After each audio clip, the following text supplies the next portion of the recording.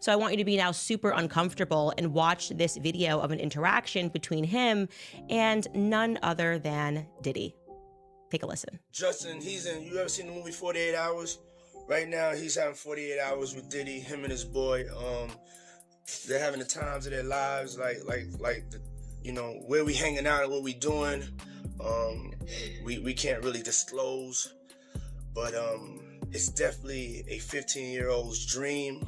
I have been given custody of him. He signed to Usher.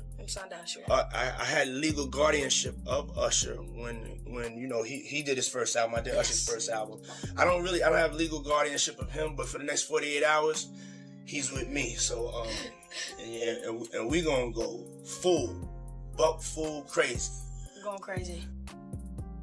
So young Justin Bieber, who was signed by Usher, involved with Scooter Braun, now all of a sudden he's being put in the hands of Diddy, who, it is true, he became the legal guardian for Usher. You can look up all of the allegations of what Diddy did to Usher. A lot of this coming out via multiple lawsuits that essentially, if we were to put it in a nice context, or at least use a euphemism for something that's really disgusting, the allegations are essentially that Diddy very much initiated Usher into Hollywood. Diddy bought his son a Bentley. Maybe, he could buy you one also while you're out. Got me a Lamborghini. That's nice. I haven't gotten it yet, though. Yeah, I know. When is that coming, that Lamborghini? We talked about this last time. He had the Lamborghini for a day or two, and he had access to the house, and he knows better than to be talking about the things that he does with Big Brother Puff on national television.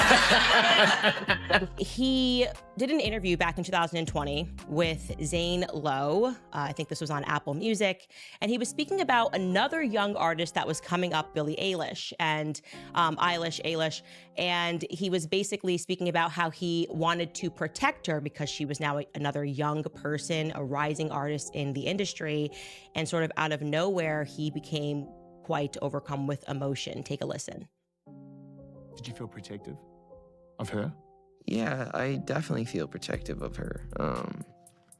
It was hard for me being that young and being in the industry and not knowing where to turn, and everyone, telling me they love me and, just turn their back on you in a second.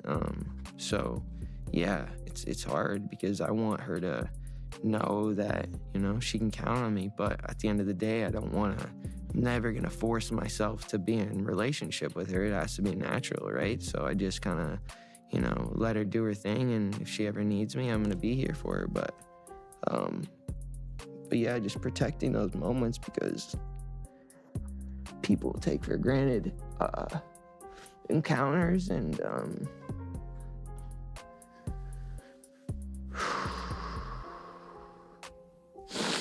yeah. So yeah.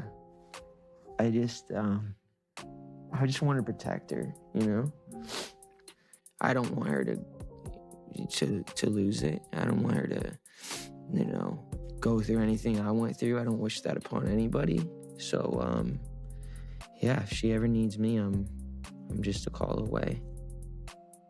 I'm not even kidding. Watching that clip makes me emotional because he is saying so much without really saying anything.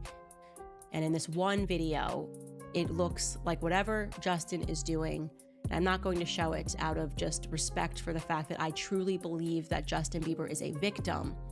But whatever he is doing in this video with Trey Songz and Odell Beckham Jr. looks highly suspicious. I can show you a still from that video because I think the relevant part is Justin Bieber is not sober. He is clearly very heavily under the influence at this party. And if you remember that lawsuit that the producer Rodney dropped against Diddy, he said that unbeknownst to all of these people, they were being drugged at Diddy's parties, that they were pouring out the liquor bottles and replacing it with other drugs. He kept... I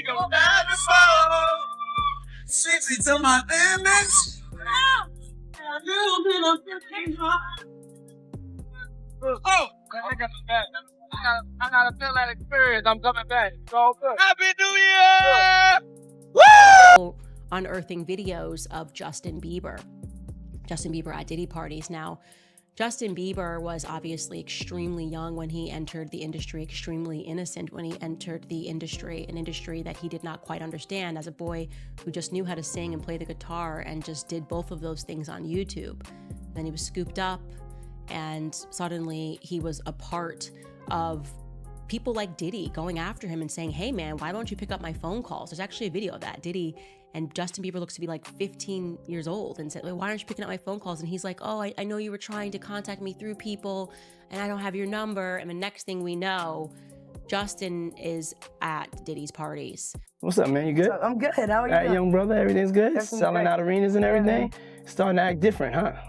No, you ain't been calling me and hanging out the way we used to hang out. Well, I mean, you tried to get in contact with me, through all my, partners and whatnot. Mm-hmm. But you never really got my number, so. Right. Okay. My number? Yeah. I'm gonna tell you my number. Yeah. I did not realize that you can quite literally draw a direct line from Prince to Michael Jackson to Ye, and then now to Justin Bieber and the things that they have been saying. I just want to, talk about this thing and see if we can't make it more fair. Of course, they wouldn't change, because if they changed, they wouldn't really exist. There's a disintegration going on that we really have to address. Our values have been lessened to a great degree. People can say all they want to, that there's no reason for these kids to listen to music and then go shoot somebody. But, there's something that's triggering these buttons. Record companies really, really do conspire against their artists. They steal, they cheat, they do whatever they can.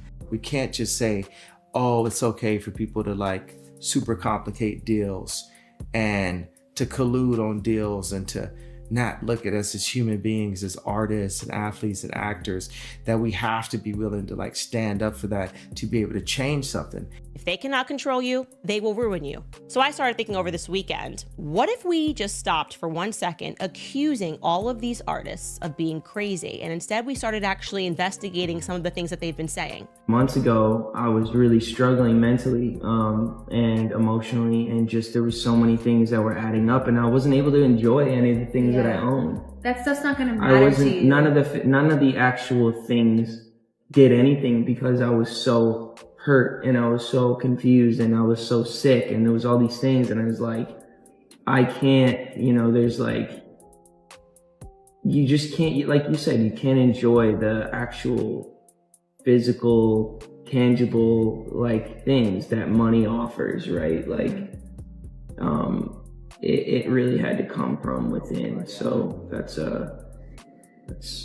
I guess our perspective. And the studio was silent as Candace Owens replayed the old clip of Diddy seated beside a teenage Justin Bieber. Diddy, grinning at the cameras, boasted about having custody of the 15-year-old for 48 hours. He laughed, promised they were going to go crazy, and leaned in with the casual confidence of a man who believed he was untouchable. The footage had been circulating for years, but this time it struck differently. Candace paused the video, lowered her head, and when she looked up again, her eyes were red. She was in tears. Candace Owens is known for her toughness. She's sharp, uncompromising, and rarely shows vulnerability on air. But as she described what she saw in Bieber's nervous body language, his awkward laugh, his shifting in his seat, his attempts to hide discomfort, her composure cracked. That was not a boy enjoying himself, she said, voice trembling. That was a child in an impossible situation, and we all laughed at it. We all let it happen. For years, the industry treated those moments as jokes. Interviewers laughed, media outlets spun Diddy's behavior as quirky or eccentric. But now, as lawsuits pile up and old footage resurfaces, those clips no longer look funny. They look like evidence. They look like warnings that no one wanted to hear. Owens pressed play again, showing another clip where Diddy confronted Bieber about not answering his calls. Bieber fidgeted, laughed nervously, and said he didn't even have Diddy's number. Diddy leaned in, insisting they needed to hang out. Candace stopped the tape mid-sentence, her voice sharp now. This is not mentorship. This is pressure, and it's disgusting. Her tears flowed again as she reminded viewers that Bieber was barely a teenager when this happened. He was a boy from Canada who loved to sing, she said. He uploaded videos on YouTube. He had no idea what this industry was really about, and instead of protecting him, they handed him over to Diddy. Her voice cracked. This was not a safe place for him. This was a trap. Owens dug deeper into Bieber's rapid rise to fame. One moment he was an unknown kid with a guitar, the next he was signed by Usher, managed by Scooter Braun, and touring the world. Fame hit him before he had a chance to understand it. He was surrounded by adults who were supposed to guide him, yet somehow he ended up in Diddy's world. Owens asked the obvious question: how? Who decided it was okay for Justin Bieber at 15 to be spending nights under Diddy's supervision? She asked. What parent would ever agree to that if Diddy wasn't famous? The answer is none. She pointed to a heartbreaking interview Bieber gave years later in 2020. Sitting with Zane Lowe, Bieber broke down crying as he talked about Billie Eilish. He said he wanted to protect her from what he went through. He didn't say Diddy's name, but Owens argued he didn't need to. Those tears told the whole story. She said he wanted to make sure no one else had to live the nightmare he lived. Candace wiped her face as she replayed that clip of Bieber sobbing, head in his hands. That is not a man crying over random stress, she said. That is a man still carrying trauma from his teenage years. And we know who was there at the start of that pain. Her voice shook with rage now. It was Diddy. She walked through other footage. Bieber at Diddy's parties, looking glassy-eyed, surrounded by older celebrities. Bieber in interviews, visibly uncomfortable when asked about Diddy. Bieber, a child thrown into adult environments that he had no business being in. He wasn't partying, Owens said. He was surviving. And the fact that no adult stepped in is unforgivable. Owens turned her fire on the industry itself. She accused managers, agents, and executives of selling out a child for profit. They saw the red flags, they saw Bieber's nervous laughter, his awkward responses, his unease. But they chose silence because Diddy was too powerful. They let it happen, she thundered. They put money and access above a boy's safety. And now they want to pretend they didn't know? Shame on every single one of them. Her fury shifted to the media. She played old clips of interviewers laughing as Bieber dodged questions about Diddy. Look at him, she said, pointing to the screen. That is not a boy having fun. That is a boy trying to escape a question, and you all laughed. You turned his discomfort into entertainment. She accused the press of protecting Diddy to maintain their access. You failed Justin Bieber. You failed the public. You failed your jobs. Owens then laid out what the lawsuits against Diddy reveal. They describe an empire built on control, intimidation, and silence. She explained that Diddy's wealth, his jets, his mansions, his endless displays of luxury, wasn't just for show. They were tools. He used them to impress, to lure, to keep people close. This wasn't generosity, she said. It was manipulation.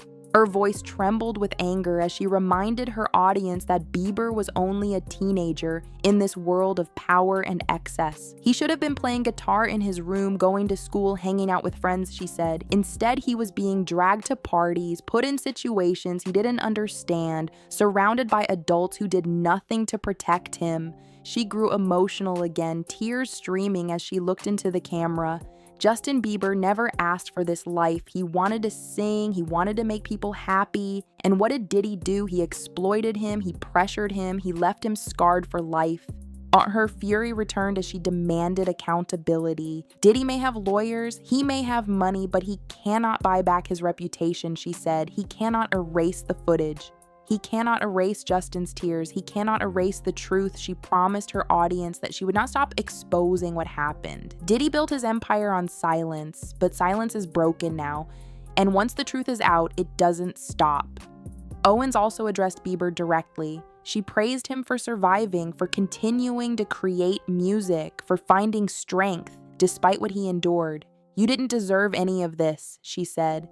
And the fact that you're still here, still standing, is a testament to your strength. She turned back to the audience, urging them to pay attention. Don't let this story fade away. She said, don't let people rewrite history. Justin's pain is real. Diddy's guilt is real. And the truth must be told. Her voice grew cold as she concluded, history will not remember Diddy as a legend. It will remember him as a predator who built his empire on fear and silence. And it will remember Justin Bieber as the boy who was strong enough to survive it.